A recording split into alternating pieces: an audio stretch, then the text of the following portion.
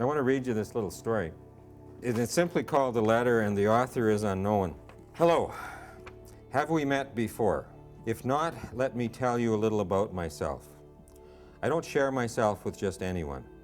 I pick only a chosen few who will appreciate me, and then only if the timing is perfect. I have chosen you. People like you are very special to me because you are receptive to my talents. You'll be anxious to know me better. As soon as we touch, the physical attraction between us will soar. We'll continue our encounter with me leading the way down a path of pure physical ecstasy.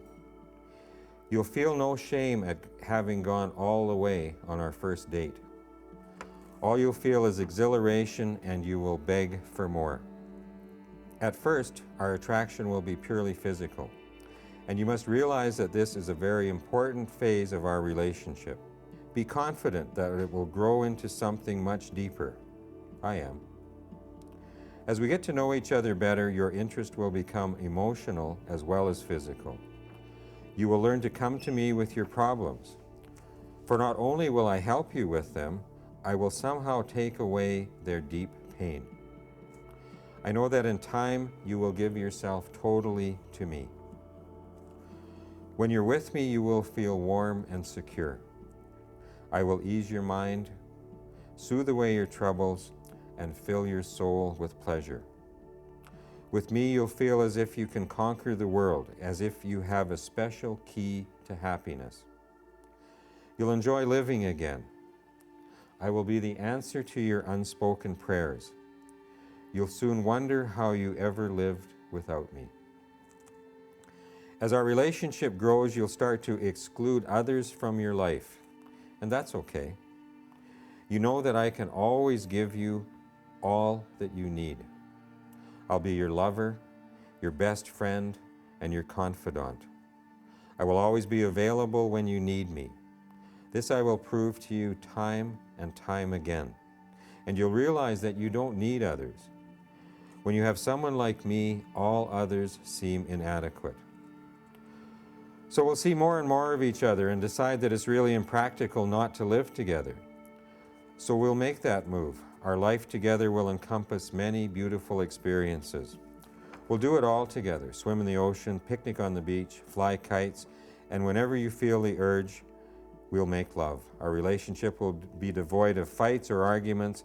I will give myself completely to you, knowing that I'll receive the same in return. You'll soon realize that you've dedicated your life to me. It will happen before you know it. It sort of takes you by surprise. And you'll wonder if maybe you should spend some time alone, some time away from me.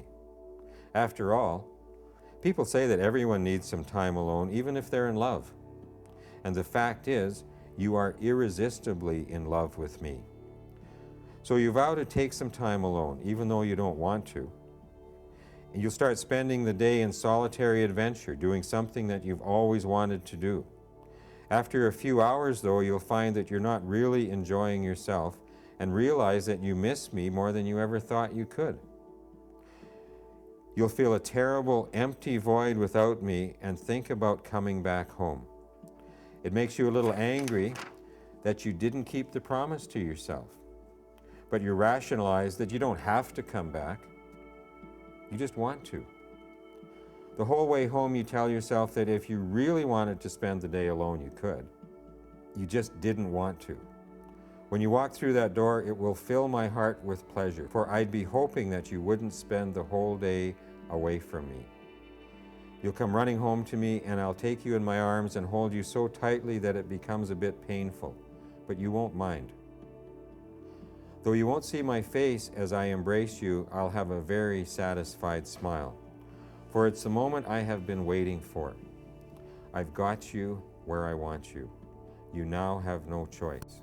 You cannot live without me, and I love it. It is precisely at this point that you cease to be my lover, and you become my victim. You see, my ultimate goal is to murder you, and I have begun to do just that, but my methods are slow. I can do it slowly because you won't be able to leave me, even though you know I am killing you. That's the joy of it. That's the beauty of it. You will make a choice to die, and you will let me do it. Do you recognize me yet? You should.